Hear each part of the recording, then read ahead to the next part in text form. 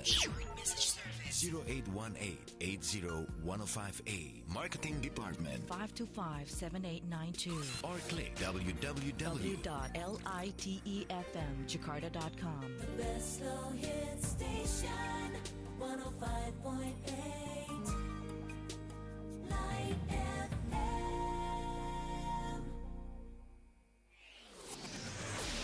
Berproses menuju kesejatian diri bersama pemikir spiritual Siwo Agus Hidayat. Sepanjang saya pelajari bahwa tingkat pertama khusyuk itu adalah kehadiran hati pada saat kita melaksanakan ibadah kepada Allah.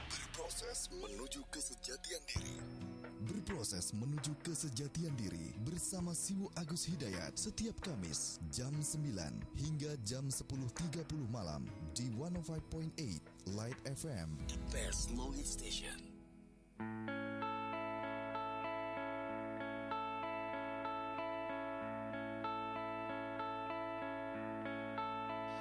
Andai ku tahu kapan tiba ajalku, ku akan memohon Tuhan tolong panjangkan umurku. Andai ku tahu kapan tiba masaku, ku akan memohon Tuhan jangan kau ambil nyawaku. Aku takut akan semua dosa-dosaku. Aku takut dosa yang terus membayangiku.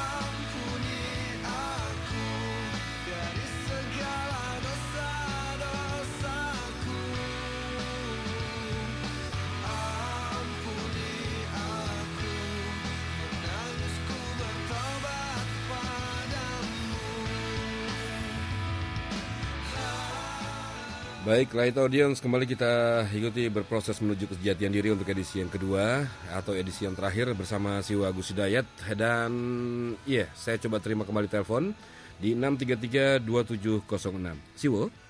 Kita lanjut lagi Siwo ya. Baik, silakan di 633-2706. Sementara dari SMS harus saya tutup dulu karena memang sudah cukup banyak SMS yang masuk ya. Baik, silakan sekali lagi di 633-2706. Anda semua yang berada di Jakarta atau juga yang di luar kota Jakarta, terutama Anda yang bisa mengakses kami melalui Indovision channel ID 204 di seluruh Nusantara, atau juga melalui streaming di www.lightfmjakarta.com dimanapun Anda berada di seluruh dunia. Silakan Anda bisa mencoba menghubungi di 0216332706. Sudah mulai Siwo. Assalamualaikum. Assalamualaikum. Waalaikumsalam. Iya, dengan siapa ini Pak? Yogi. Dengan Mas Yogi di Bekasi Cengkareng ya? Selatan. Oh, Bekasi, sorry. Silakan Mas Yogi. Assalamualaikum, Mbah. Waalaikumsalam. Mbah. Wah, ini Mbah ketemu Mbah nih. Waduh, si Mbah ini nggak kerungu, Mbah. Ayo. Mau tanya, Mbah. Itu orang suka ada kalimat muamalah. Nah, muamalah itu apa, Mbah? Karena apakah itu sama dengan muamalat, Mbah? Muamalah Karena sama ujuk-ujuk tidak ada ya? bank muamalat, bank muamalat itu apa gitu? Mau takon itu aja, Mbah. Iya, baik. Terima kasih Mas Ya, Yogi. turun, Mbah. Iya, monggo. Iya, waalaikumsalam warahmatullahi wabarakatuh. Dua lagi penelpon silakan 021-633-2706. Assalamualaikum. Waalaikumsalam. Iya, dengan siapa ini? Dengan Dede Dede. Mas Dede di mana, Mas? di Bogor. Di Bogor. Silakan. Dipersingkat pertanyaannya, Mas ya. Ya. Assalamualaikum Sio.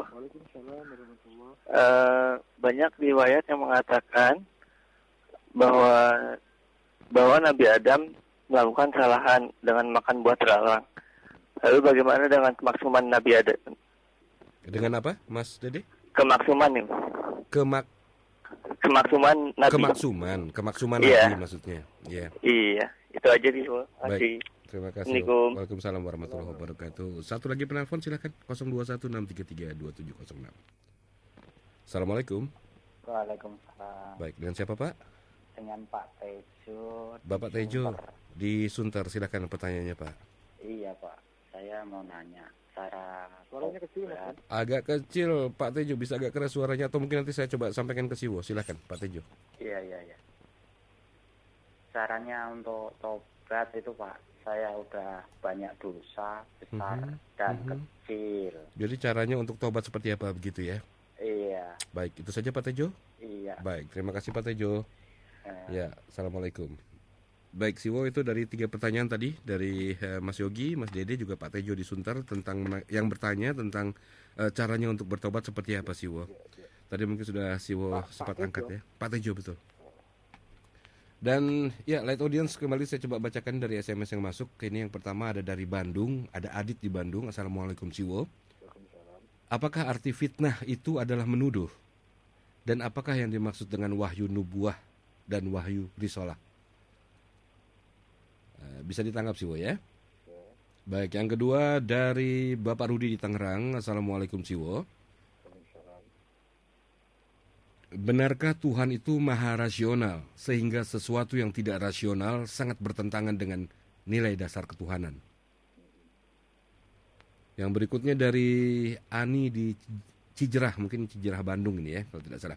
Oke, Assalamualaikum Siwo. Apakah semua manusia zaman sekarang adalah umat Nabi Muhammad ataukah belum tentu? Dan apakah risalah itu berlaku untuk jin juga? Apakah manusia zaman sekarang Adalah umat Nabi Muhammad ataukah belum tentu? Dan apakah risalah itu berlaku untuk jin, makhluk jin juga? Itu kemudian berikutnya dari Bapak Iskandar di Pontianak. Assalamualaikum Siwo. aktif banget tuh Pak Iskandar? Dan pertanyaan dahsyat-dahsyat nih. Saya hanya mau bertanya sedikit Siwo. Dan sangat sederhana. Dari mana asalnya sembahyang dan arah sembahyang? Karena kalau kita menyembah Tuhan yang di luar manusia sama dengan menyembah berhala. Mohon penjelasan dari Siwo. Dari mana asalnya? Sembahyang dan arah sembahyang. Kiblat. Dan yang terakhir dari Neneng di Cengkareng. kemana saya harus belajar tentang kesejatian diri dan bagaimana saya tahu kualitas kesejatian diri saya. Mungkin Siwo mau ngundang Mbak Neneng ke Salatiga, Siwo? Nanti. Nanti ya.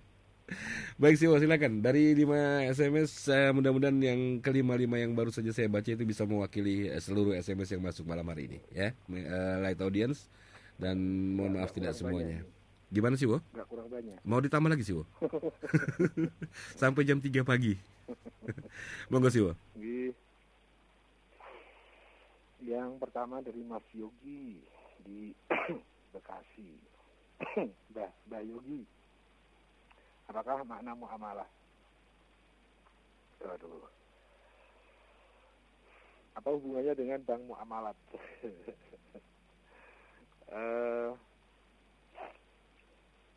Muamalah itu satu bentuk peribadatan kepada Allah yang dilakukan melalui kegiatan interaksi kepada sesama makhluk.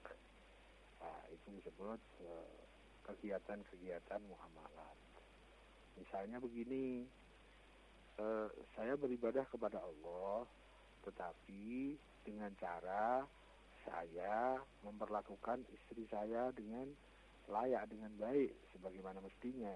Nah, kegiatan saya bersuami istri itu kegiatan muamalat, meskipun itu bermakna ibadah. Nah, bisa dibedakan ya dengan misalnya sholat. Sholat satu ibadah, tetapi ranahnya berbeda. Kemudian misalnya lagi bisnis, ada jual beli, itu juga kegiatan-kegiatan yang termasuk muamalat apabila dilakukan sebagai pelaksanaan tugas ibadah. Jadi saya misalnya berjual beli sama Mas Brian. Nah, Mas Brian berjual beli dalam rangka dia sedang melaksanakan tugas dari Allah bahwa sebagai manusia, apalagi misalnya sebagai suami, dia punya kewajiban untuk memberikan nafkah kepada istri dan anaknya. Jadi Mas Brian sedang melakukan muamalah, beribadah kepada Allah, tapi melalui hubungannya dengan saya dalam hubungan bisnis. Jadi kegiatan bisnis Mas Brian itu sebagai satu kegiatan muamalah. Sementara saya yang saya niatnya bisnis sama Mas Brian itu hanya untuk mencari uang, mencari laba dan sebagainya, atau saya untuk menafkahi anak istri, tapi tidak terkait dengan bahwa itu perintah Allah, ya itu memang sudah pada umumnya seperti itu misalnya. Jadi tidak ada hubungan penghambaan kepada Allah, tapi hanya hubungan interaksi kepada hubungan bisnis kepada sesama manusia. Nah, bagi Mas Brian tadi bernilai muamalat, sementara bagi saya tidak, karena di situ ada perbedaan tujuan dan perbedaan niat, meskipun kegiatannya sama. Kurang lebih seperti itu, Mas Yogi. Kalau bank muamalat itu mungkin dimaksudkan agar kegiatan perbankan itu sesuai dengan kaidah-kaidah dalam aturan-aturan fikih, dan juga perbankan yang keterkaitannya itu ada hubungannya kepada Allah. Mungkin dimaksudkan begitu ya. Soal prakteknya kan saya tidak tahu, tapi mungkin nama itu diambil dalam rangka semangat yang seperti itu. Mudah-mudahan prakteknya begitu. Tetapi kalau bank muamalat itu kan sudah menjadi nama ini, menjadi simbol, menjadi sebuah predikat bahwa ini bank muamalat, yang itu bank konvensional gitu. Tapi saya mengira kenapa dipakai nama bank muamalat itu mungkin mengandung semangat seperti yang saya sharingkan di depan. Ya, begitulah sepanjang yang saya tahu. Kemudian dari Bogor, Mas Didi, banyak riwayat bahwa Adam melakukan kesalahan. Terus bagaimana dengan kemaksuman Adam? sebelumnya saya mohon maaf kepada Mas Didi di Bogor karena permasalahan ini ada di dalam pembahasan yang tidak sederhana, cukup rumit, dan terjadi bentuk penafsiran-penafsiran yang kontroversial tentang masalah ini. Saya ingin mensaringkan sekedar topik-topiknya saja, tidak ke masalah detailnya. Misalnya begini, yang diperdebatkan di situ misalnya satu, waktu yang sering dikatakan bahwa Adam itu salah, di manakah beliau berbuat kesalahan? Nah, di situ ada penafsiran yang berbeda. Kalau disebut ya dia melakukan kesalahan kan bersama katakan makan buah holdi begitu ya. Buah holdinya itu apa? Nah, itu pembahasan antar para ahli tafsir itu berbeda.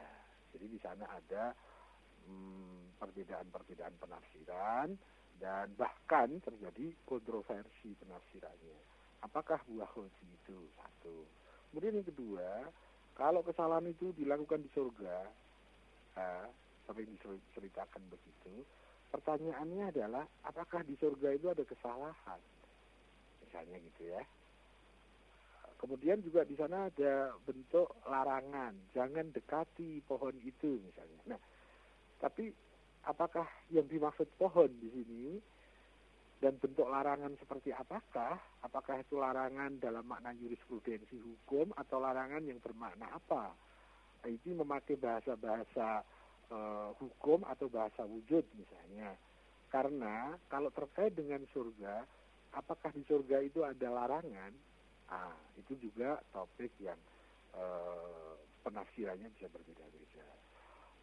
Yang lebih serius lagi begini, pada runtutan yang sering diceritakan itu bahwa setelah Adam melakukan kesalahan, kemudian Adam dibuang ke bumi mengawali tugas kekhalifahannya. Kita tahu bahwa kekhalifahan itu adalah merupakan satu tugas kewakilan dari Allah sehingga dia menjadi wakilnya. Tapi apakah rentetan cerita ini nyambung? Masa sih untuk seseorang itu didekretkan, dinobatkan mulai melaksanakan tugas kekhalifahannya itu penyebabnya karena berbuat kesalahan. Setelah berbuat kesalahan maka dia layak memenuhi syarat untuk melaksanakan tugas kekhalifahannya. Atau kalimat lain, kalau seandainya, ini pengandaian ya, seandainya Adam tidak berbuat salah, kan tidak akan dipindah ke bumi sehingga dia tidak menjadi khalifah di bumi, gitu kan? Jadi ini ada agak asik ini pembahasannya. Masa sih seseorang dia akan memulai tugas kekhalifahannya hanya manakala dia sudah melakukan kesalahan. Nah, ini banyak kisah-kisah ini penafsiran-penafsiran yang agak berbeda dan kayaknya agak kontroversi tentang itu. Kemudian lagi diceritakan bahwa di sana setelah seorang jin yang kemudian diusir, kemudian dia dikasih namanya iblis, dia diusir dari alam kesucian itu. Tapi kemudian banyak cerita yang mengatakan iblis itu kemudian masuk ke daerahnya Adam dan menggoda Adam lewat Hawa misalnya. Nah, pertanyaannya, lu kan sudah diusir, kok masuk lagi, nyusup lewat mana nih? Misalnya seperti itu. Itu adalah topik-topik yang sangat menarik dan tidak mudah di situ. Cukup jelimet juga gitu ya. Tapi kurang lebih topik-topiknya seperti itu. Jadi kalau pertanyaannya kalau Adam salah, bagaimana tentang kemaksuman Nabi Adam? Nah, ini kembali ke kaidah dulukan yang yakin, kemudian kan yang zon. Dulukan ada sebuah kaidah dalam berpikir itu begitu kan. Jadi dulu kan yang yakin, kemudian kan yang zon, dulu kan yang jelas dan kemudian kan yang kurang jelas. Kita tidak boleh menyimpulkan, mendahulukan sesuatu kesimpulan yang masih meragukan daripada kesimpulan yang sudah meyakinkan. Saya punya pemahaman bahwa setiap wakil Allah itu punya nilai kemaksuman. Karena yang akan diemban oleh dia itu adalah kebenaran dari Allah. Kalau orangnya tidak maksum, dia akan terbuka kemungkinan untuk berbuat kesalahan. Sementara dia diutus sebagai figur kebenaran. Gitu. Jadi sepanjang yang saya yakini bahwa kemaksuman para nabi, para rasul itu jelas, sesuatu yang jelas. Sementara pembahasan tentang kesalahan Adam itu banyak penafsiran, bahkan ada yang bentuk kontroversi. Sehingga saya kategorikan sebagai sesuatu yang masih meragukan. Saya harus mendahulukan yang yakin daripada yang ragu. Kurang lebih seperti itu, Mas Didi di Bogor. Terima kasih. Kemudian Mas Tujo, cara untuk bertobat bagaimana? Kayaknya tadi sudah dibahas ya, Mas Tujo. Kurang lebih urut-urutannya seperti itu. Kita harus paham apa kesalahan saya, kemudian saya berani mengakui, akuilah itu di hadapan Allah. Kalau berbuat kepada manusia, akuilah kesalahan itu di depan orang yang pernah kita berbuat salah kepadanya, atau kita pernah merugikan, bayar lunas itu kerugian itu. Kalau kita pernah mengambil, kembalikan. Kalau kita pernah menyakiti, kita minta maaf. Kemudian tadi kan ada kemudian menyesali itu, kemudian minta maaf baik kepada manusia ataupun kepada Allah. Dan manakala kita pernah meninggalkan kewajiban, maka kita harus membayar kewajiban itu. Kalau kita pernah memasukkan kekotoran, kita harus membersihkan kekotoran itu. Dan itu akan lebih banyak ditopang nanti. Jadi kalau seseorang itu yang tadi disebut sebagai rezeki yang tak tersangka-sangka itu ya, itu sangat bisa mendukung orang untuk melakukan taubat. Atau mungkin itu merupakan fasilitas. Jadi orang yang serius bertobat itu kayaknya dia akan dibantu dengan rezeki-rezeki yang tidak boleh dicari gitu. Yaitu dia akan digibah orang, dia akan difitnah orang gitu ya. Itu bagikan begini loh. Rumah saya kotor, tiba-tiba ada orang datang pakai sapu ikut membersihkan rumah saya. Itu ghibah. Jadi ghibah itu kan memakan bangkai saudaranya. Itu maksudnya kekotoran-kekotoran yang ada dalam diri kita. Kemudian ada lagi orang yang datang ke rumah saya, ikut membersihkan rumah saya, tapi dia bukan pakai sapu, pakai kompresor dia. Jadi tenaga untuk pembersihan itu besar gitu. Itu yang saya bayangkan terkait kepada jadi orang yang dia sudah berhati-hati, dia sudah tertib, dia sudah waspada, tapi datang ghibah, datang fitnah, itu menurut yang saya pahami itu satu bantuan yang luar biasa untuk mendukung pertobatan seseorang. Ya kayaknya begitu, Mas Tejo ya. Kayaknya tadi sudah agak lengkap deh dibahas. Masuk ke SMS, apakah arti fitnah itu menuduh? Ya, fitnah itu antara lain ya, menuduh bisa sesuatu yang tidak dilakukan, sesuatu keburukan yang tidak dilakukan oleh orang, tapi orang itu dituduh melakukan itu ya. Jadi itu fitnah. Intinya fitnah itu adalah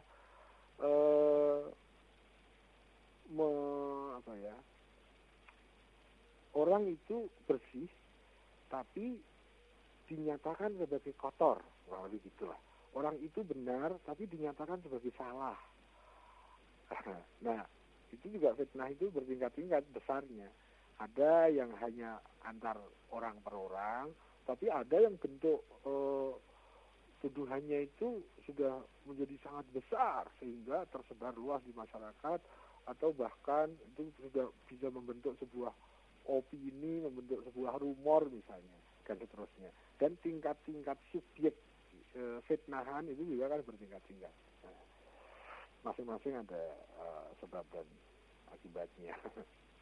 Kalau orang difitnah tapi dia tahu cara memanage fitnah itu, maka fitnah itu akan menjadi pencuci kekotorannya yang luar biasa. Kemudian apa bedanya antara wahyu nubuwah dan wahyu risalah? Kayaknya tadi sudah deh, maaf ya Mas Adit, nanti kalau mengulang waktunya nggak cukup. Kemudian apa lagi ini dari Tangerang? Tuhan itu maha rasional, sehingga semua yang tidak rasional itu bertentangan dengan Allah. Gimana ya? Saya akan bahas begini aja deh. Rasional itu salah satu sarana yang sangat baik, tapi tidak bisa semua diselesaikan dengan rasional.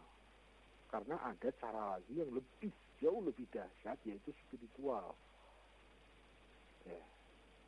Jadi kalau Tuhan maha rasional, iya, tapi bukan itu gitu. Itu masih rasional itu sesuatu gimana ya? Kalau gini deh, manusia itu diberi sarana, ada jasmani, ada rohani, dan ada jembatan antara jasmani dan rohani itu, yaitu pikiran. Nah, pikiran itu yang menghubungkan kita dari dalam rohani kita ke luar fisik kita, atau juga dalam rangka memasukkan dari hal-hal yang sifatnya fisikal kepada spiritual, itu melalui pikiran. Nah, pikiran yang benar itu sesuatu yang disebut dengan rasional. Jadi rasional itu terkait dengan di sana ada mekanisme otak, ya. Dan kalau itu disebut nanti rasional itu sesuatu yang benar, kalau di dalam bahasa teknis itu disebut sebagai akli. Jadi mekanisme berpikir yang digerakkan oleh sumber kebenaran yang ada dalam diri, yaitu akal. Itu disebut akli. Nah, rasional hanya sebatas itu. Sehingga rasional itu mempunyai keterbatasan yang sangat banyak, yang nanti hanya bisa diselesaikan dengan daya spiritual. Bukan semua bisa selesai dengan rasional. Dan kalau kita kaitkan, rasional itu hanya terkait kepada makhluk yang dia punya otak dan punya akal, gitu ya. Maka apakah bisa Tuhan disebut sebagai maha rasional? Ya. Padahal rasional itu hanya berlaku untuk makhluk yang dia punya otak dan punya spiritual, yaitu punya akal dan punya nafas. Malaikat itu punya akal tapi nggak punya otak. Binatang punya otak tapi nggak punya akal. Manusia punya otak, punya akal, punya nafas. Pada saat nafas atau akal itu memanfaatkan otak dengan mekanisme tertentu yang disebut dengan berpikir, nah di sana ada hubungannya dengan rasional. Setelah kita mencoba memahami pengertian rasional, apakah kemudian relevan kalau kita katakan bahwa Tuhan itu rasional, gitu ya? Ya, mudah-mudahan ini bisa menambah data sebetulnya. Terus, apakah semua manusia ini menjadi umat Muhammad? Saya dengan yakin menjawab tidak. Bahkan apakah semua orang muslim menjadi umat Muhammad? Saya dengan sangat yakin mengatakan tidak. Karena umat Muhammad itu orang yang luar biasa.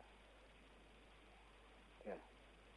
Kalau muslim itu ada yang sebutannya nanti kepada kaum muslimin, ada yang umat muslimin. Kalau umat itu dia menyatu dalam satu kesatuan sistem antara imam dan makmumnya, antara pemimpin dan anggotanya, dengan satu tata aturan sistem tertentu, berbeda dengan orang yang di luar sistem itu meskipun dia muslim.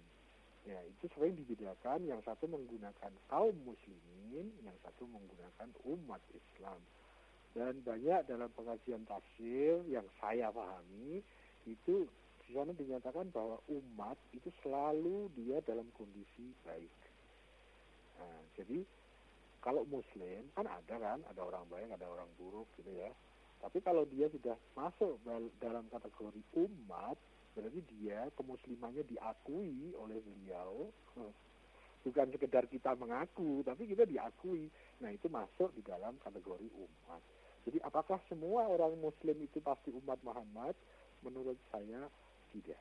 Ada yang masuk dalam kelompok umat, ada yang masuk pada kelompok kaum muslimin. Kayaknya begitu. Terus apakah risalah Rasul itu juga menyangkut tentang jin? Ya. Risalah itu diturunkan dan yang mendapatkan taklif dari risalah itu adalah manusia dan jin. Sehingga kita sering mendapatkan kajian-kajian jin dan manusia itu mempunyai kewajiban beribadah. Kurang lebih seperti itu ya. Masih ada dua ini. Dari mana asal sholat? Dari perintah Allah. Dari mana asal arah sholat? Dari perintah Allah. Sudah, itu aja. Ya, apakah itu bukan berarti menyembah berhala? Enggak lah. Apa yang disebut menyembah berhala? Enggak kan? Nah, itu nanti ada pembahasan sendiri tentang berhala.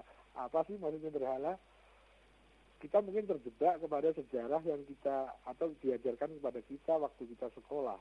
Yang disebut berhala itu patung-patung, benda-benda gitu ya.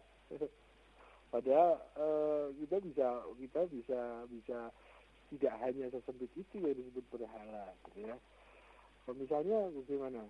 Uang bisa kok menjadi berhala, gitu ya. Istri bisa menjadi berhala, suami bisa menjadi berhala, dirinya sendiri bisa menjadi berhala. Seseorang yang dalam dirinya didominasi oleh egoisme dirinya sendiri, berarti egoismenya sudah jadi berhala, dan seterusnya.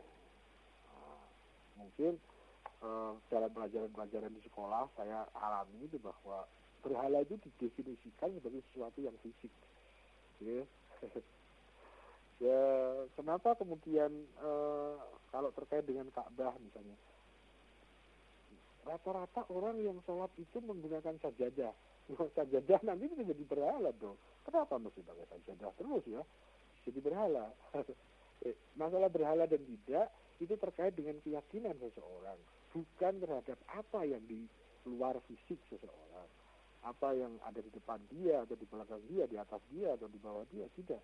Cincin bisa menjadi berhala, tetapi yang menjadikan cincin itu menjadi berhala itu keyakinan seseorang, bukan cincinnya itu.